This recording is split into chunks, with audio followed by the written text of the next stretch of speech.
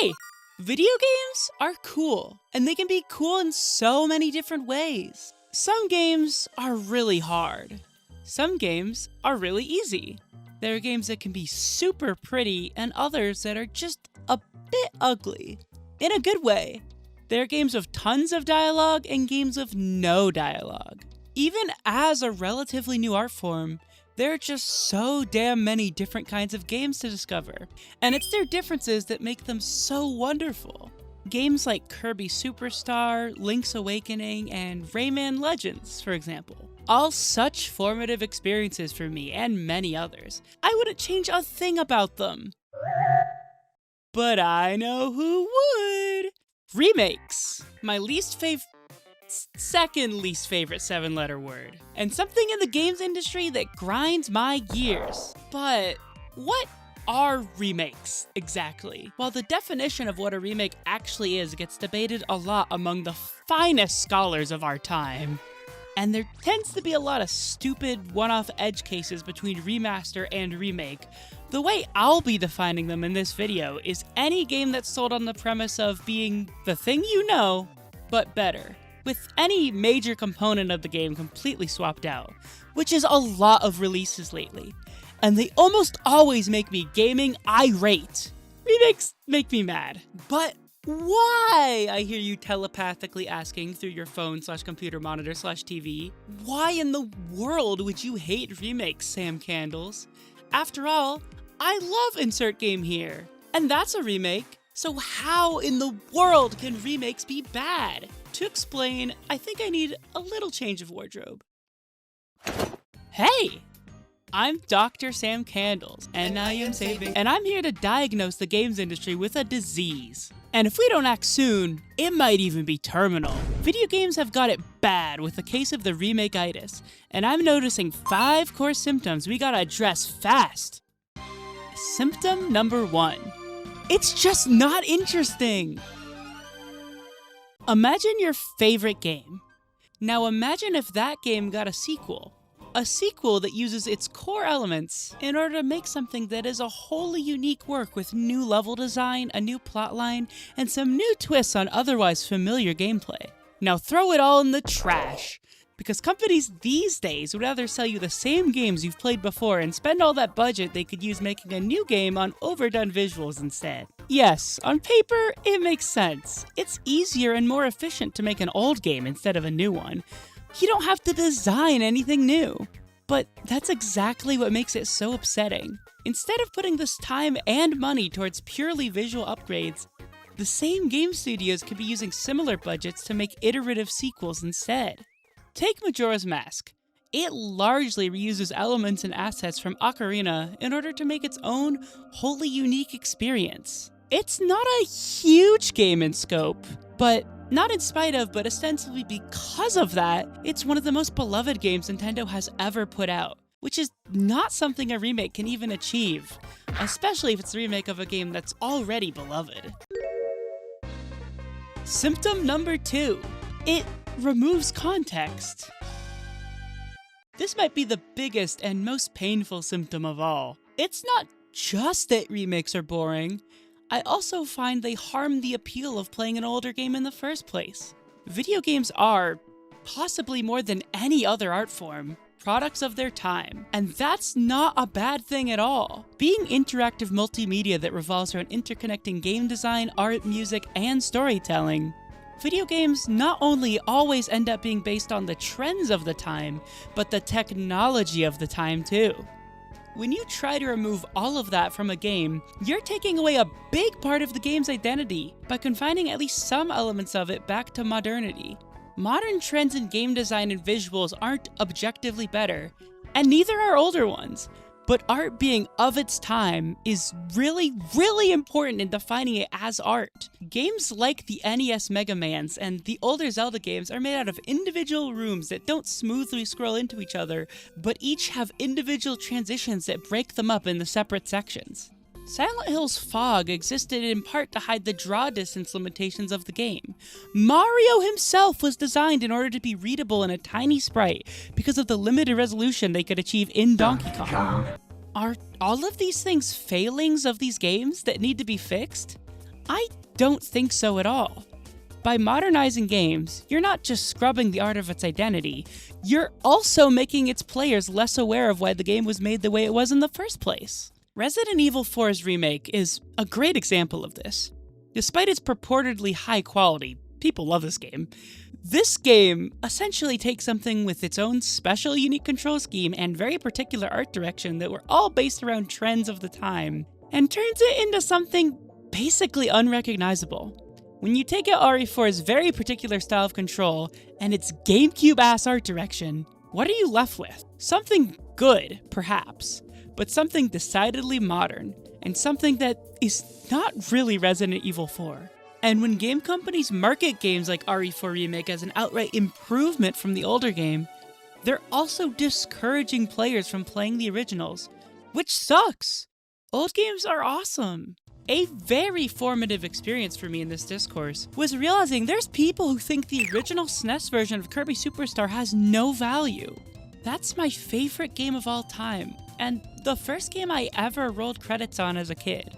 So to see people completely disregard it in favor of its remake, which I also like, still just made me feel sad.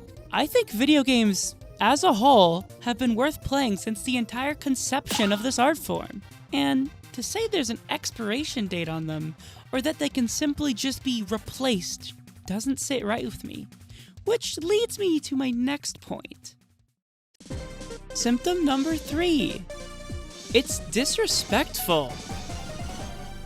Making a fancy remake sounds like it's showing love and appreciation for the game it's based on, but more often than not, I get the opposite impression. Disrespect. I mean, who are you to say what parts of this work of art are valuable? Look at Bluepoint's remake of Shadow of the Colossus. Yes, the general gameplay is for the most part intact, but a big part of the vibe is just completely lost. You can always say it's just different and doesn't replace the original, but when you rip the gameplay wholesale from another game and give it the same title, the intent is to replace. And oftentimes, in my opinion, it's not even a particularly interesting replacement. Many remakes, not just this one, try to go for a full upgrade, and to me, that often feels like it sucks the soul out of them. It's lame to see such influential games be preserved in a state that barely resembles what made them so memorable in the first place. Extracted from the original vision and circumstances that get these works made, they start to feel a whole less like art and closer to a product. Symptom number 4. It's condescending. I often feel talked down to by a lot of these remakes. Not just stuff like the yellow paint thing, but everything about them in general. I can tolerate older control schemes. I can tolerate older graphics. A lot of marketing for remakes revolves around what boils down to, finally, you can play this game, but good. And I just absolutely despise the mindset that spreads. As a gamer, you should engage with older games. If an older game isn't available in a good state on modern platforms, emulating games really isn't that hard. You can do it, I believe in you. More than anything, you should at least try to find the ability to appreciate gameplay and visuals that are quote-unquote dated. At the very least, give older versions of games a shot. It won't hurt you, I promise. Symptom number 5. It's just not interesting, fuck! Dr. Sev Candles. Out. Jeez, what was her problem? Anyways. If this trend tires out otherwise overly positive people like me, why do they keep making remakes? Money! It's pretty damn easy to sell people on a game when they've already played it, or at least heard of it being a classic. It's basically guaranteed high profit margins with the reduced development costs that come with not really needing to design everything from scratch. And it works really well. Time and time again, remakes sell. So of course video game companies will keep pushing for more of them. To be very clear, none of this is to blame the actual developers themselves for most of this. They're just doing their jobs. Capitalism and its relationship with art just sucks. Although, a long time ago, redoing a game actually served a purpose, or at least felt a little more justified. Consoles were weaker, hardware differences were more drastic, and as an even younger art form, the idea of preserving old games was not even really being considered yet. So logically, why not try new things in the process of bringing stuff over to another platform with very different hardware? Not just home consoles, but older handhelds, which were a whole separate category of devices back then.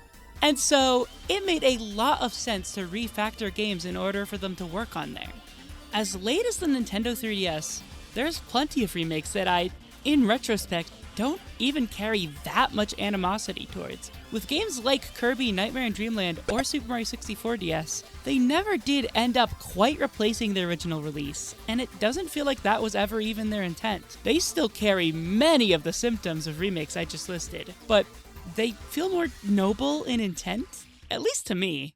And shockingly, despite everything I've just said, the truth is, I don't think remakes are inherently bad as games. To remake a game is still to make art, and art is cool. I think a lot of remakes, maybe even most of them, are still great games in a vacuum without considering the original. They will never be the same game as the originals, and they'll also never be some sort of objective replacement.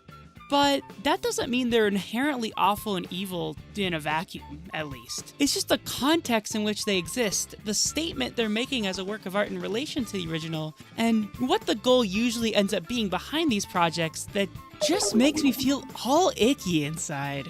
But even so, there are plenty of cool and interesting elements that come out of pretty much every remake, even modern ones. For example, look at how fucking cool the UI stuff in these Persona remakes is, including the upcoming Persona 4 revival. Of course these games still can't be a replacement, and yes, I'd prefer a new one as a successor to the old. But the artists behind these remakes still got to express themselves in new and interesting ways that are iterating on the original game. Despite my qualms with the entire concept of a remake, this type of iteration is really beautiful to me. Take the aforementioned Nightmare in Dreamland. It's oft maligned for how unfaithful it is to the original game, but God, its art style is so neat! I love its backgrounds a lot, and the use of the Fountain of Dreams song from Melee for the DDD fight? Mwah, chef's kiss. Or even look at the also upcoming Rayman Legends Retold, with all its snazzy camera angles that come with its new 2.5D art style. This exact sort of thing is really sick and I want to see it in more games. Even in projects I might have an issue with existing in the first place, creativity and passion that comes from game devs doesn't just disappear. I was even complaining about this game earlier in this video, but look at the fucking knife parry in the RE4 remake.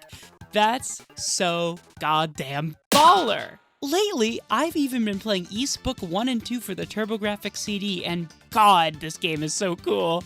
The CD music is so good! The game is so fast and well-paced for an older RPG, and the visuals strike a perfect balance for me that the PC-88 version wouldn't quite have. I don't think I'd be quite the same out in love with this game if I was playing any other version of it. And for that, I am really thankful this game exists. Even if it's, yes, technically, a remake. But in spite of all the cool stuff that can come from remakes, and the great games they can be in a vacuum, it really just gets to a point. Every year lately, there's just so many. Nintendo alone has released around 16 remakes on the Switch, and I highly doubt this month's Star Fox or the Ocarina remake are going to be the end of this trend for them. I'm sorry, but I'm tired of these game companies trying to hype me up for what is literally a game everyone has already played. I love games in general, but my favorite thing about them is getting to be shown new ideas. And there's only so many new ideas to be shown when you're limited to the framework of an existing title. At Summer Game Fest this year, the first thing they showed us, as a big reveal, was a remake. The last thing they showed was the third remake in a trilogy of remakes. The new Halo is a remake. The new Persona is a remake. The new Zelda is a remake! It's already one thing to keep iterating on the same franchises over and over again, but to not even iterate and just release existing games over and over, it's so exhausting. But these game studios aren't the only ones tiring me out like this.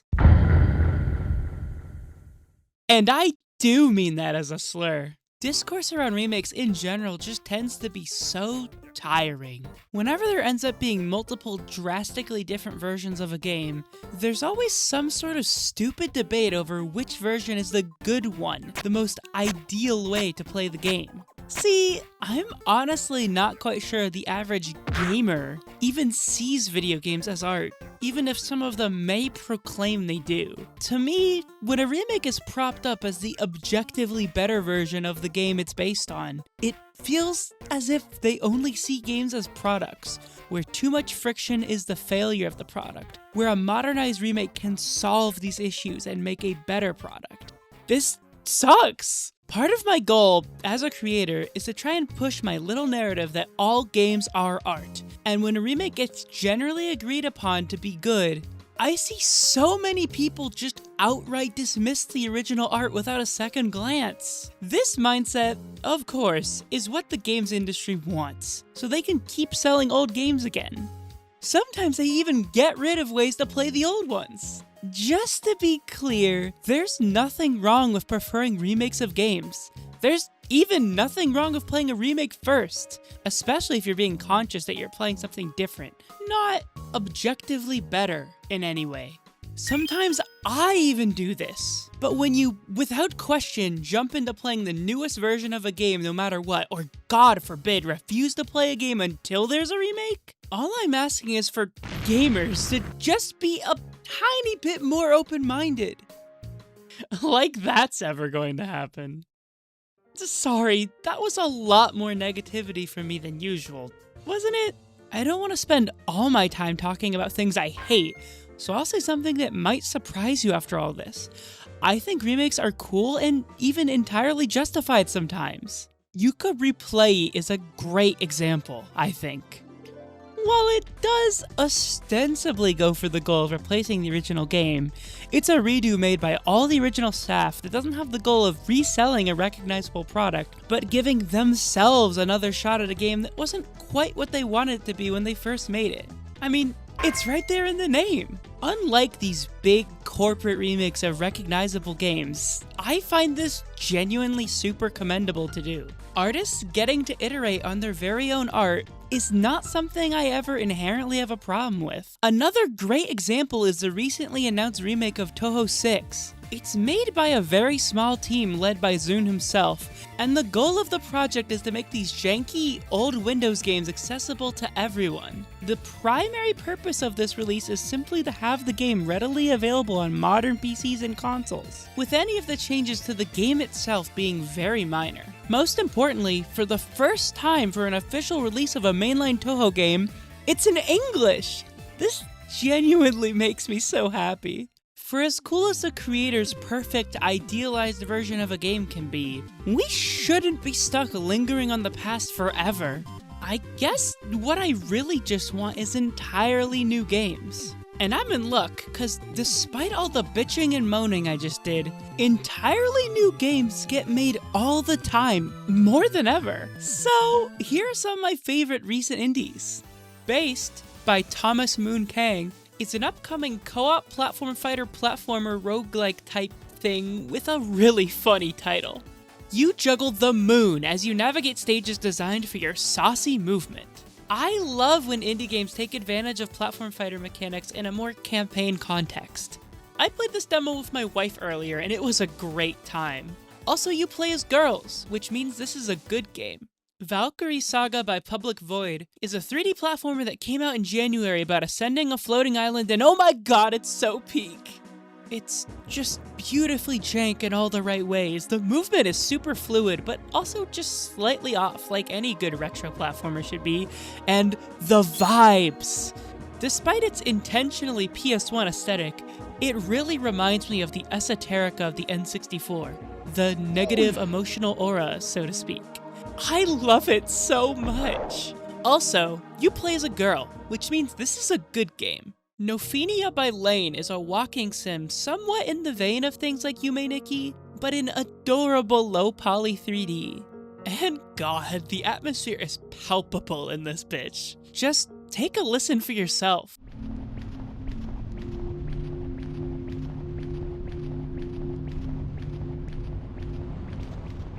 I really love this. Look at this adorable menu too. Aggressively cute menuing aside, I just love how every single environment in this game is full of this cozy atmosphere, and yet it's always just a tiny bit uneasy. It really does feel like you're exploring a dream I genuinely cannot wait to go see more of. Also, you play as a girl, which means this is a good game.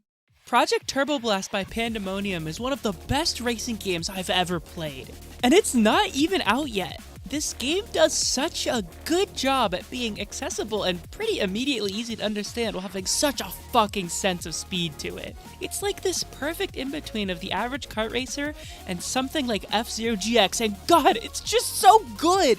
It's just so stylish too. A new demo came out a bit ago. Please go try it out. I promise you won't be disappointed. Also, you play as a Jesus Christ! So, what did we learn today? Video games are really fucking cool. I love video games. As negative as I can be about trends in the wider industry and their impact on the perception of games as art, the only reason I care is because I love games, and I want to both try my best and encourage others to appreciate games in a thoughtful but ultimately very positive way. Since you got this far, I'd like to ask you a few questions. What do you think about remakes and their place in relation to games as art? And also, is there any brand new games you're excited about? I'd really like to hear all of this in the comments. You could also hit subscribe while you're down there as well. Pretty please. By the way, sorry this took 10 goddamn years to post. I would give an excuse, but nah, ADHD I guess, I don't know. Another video coming whenever it's done. Thanks for watching. I love you. Bye. Should have never talked shit about RE4 Remake.